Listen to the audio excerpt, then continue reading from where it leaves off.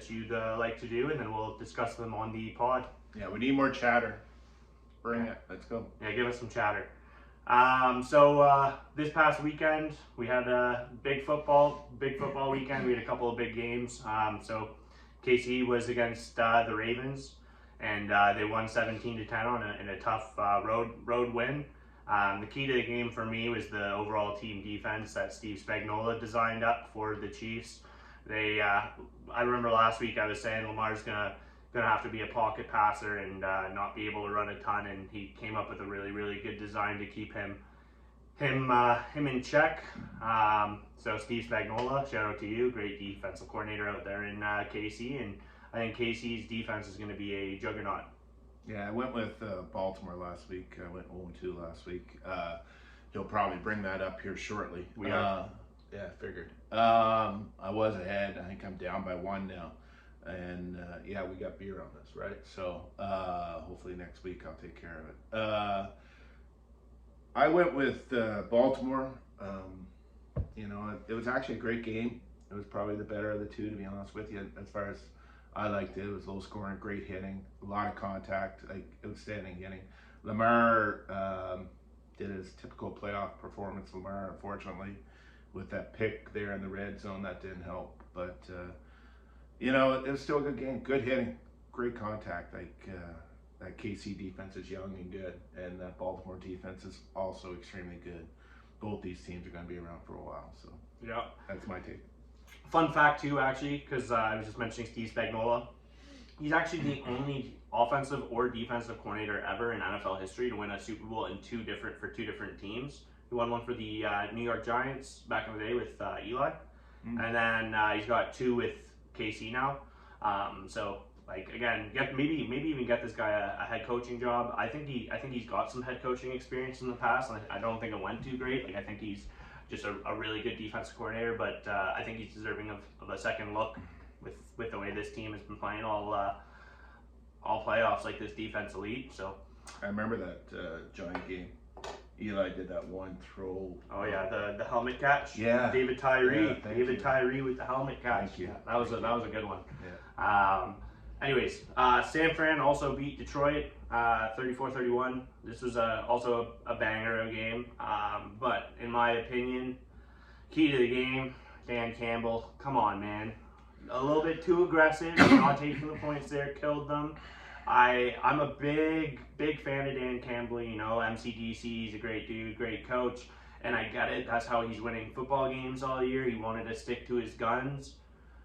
That's how he got there. But I get it. That's how he got there. But you gotta adapt, man. You gotta adapt. And fun fact, actually, I put a poll on our Instagram this week asking hey, what the heck was Dan Campbell doing? Was this a good call or a bad call? And 100% of our viewers decided that it was a bad call.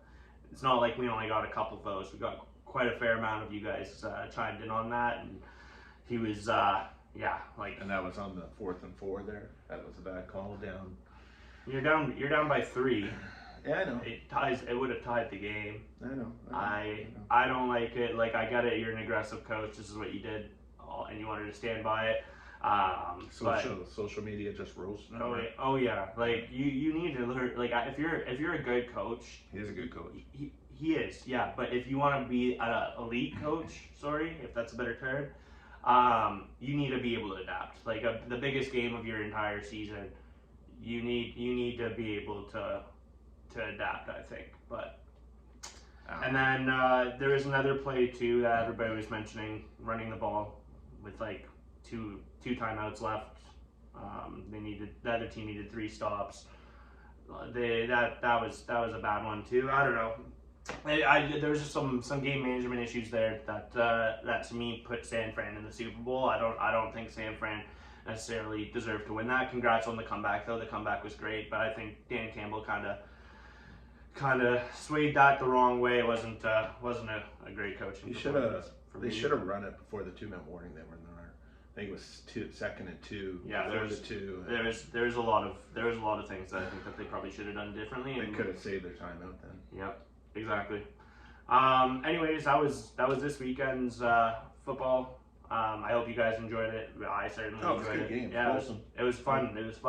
The KC game, like I like high scoring games. Like the tackling is great. It was a fun game still to watch, but I liked the San Fran Detroit game more just because I like a kind of like a high shootout almost. So. I'm more old school. I like the hitting. Yeah. And, I like shootouts, man. When it's back and forth touchdowns, I get excited. That defense, so two defenses just hammering each other. Yeah. Oh yeah, that was Smash Mouth football for sure. Oh, old school. So let's go over our picks. We're not gonna do a pick this week because the Super Bowl's not this weekend. We're gonna save that for our next pod. But this past weekend, I picked Detroit and KC, and I went 1-1, and he picked Detroit and Baltimore and went 0-2. No, I went. No, you went 0-2. Oh, I did too. Yeah, you went 0-2. So all right, I'm 8-4. He's 7-5. So next weekend, when we pick, he's gonna have to get it right. I'm gonna have to get it wrong, and we're gonna guess the score of the game too, closest to, just in case it is tied. If he gets it right, he won't. I'm gonna win. But where are you leaning right now? Because I know you like both teams, KC and San Fran. So. Well, we'll talk about it next week on the pod, but it's pretty hard to bet against Patty Mahomes. That's all I'm going to say. Okay.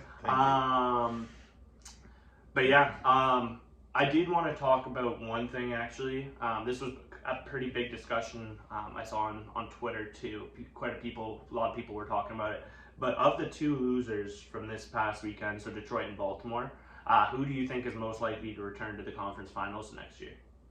Baltimore by far. Yeah, I agree. I want to hear this from. I want to hear about this from friends and fans watching this, or not fans. You guys probably don't like us that much, but people watching this, I want to hear about what you think. I think Baltimore as well. I know you're going Baltimore because of their defense. I think they're losing a few pieces this offseason. Oh, are they? Yeah. Yeah, I think I want to. Don't quote me on this, but one of their star linebackers, I think Patrick Queen might be a free agent.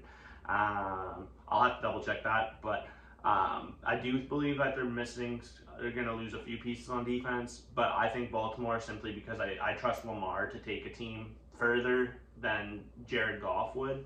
And to me, quarterback's the most important position on the field by far. The guy has the ball in their hand the most, so I'm trusting Lamar to get back there before Jared Goff, but I love the Lions, man. I hate the Ravens. I'm a Browns fan. You can't like the Ravens. So, but unbiasedly, I think Baltimore probably gets there sooner than Detroit. Lamar and that defense, come on. Lamar's not going anywhere. That defense is really strong. You saw it last weekend. They also lost their defensive coordinator too. Keep that in mind. Sure. Keep that in mind. We'll get into that in a bit. We're going to talk about the coaches coaching stuff too. But they did lose a really, really good defense coordinator this week. Mm-hmm. But yeah,